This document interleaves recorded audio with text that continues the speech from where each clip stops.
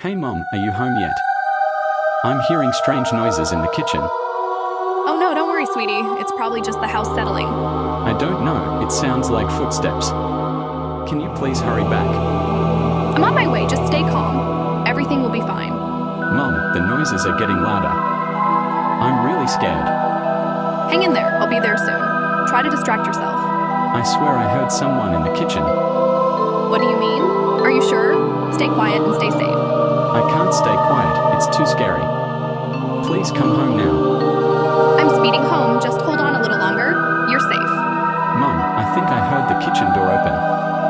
I'm freaking out.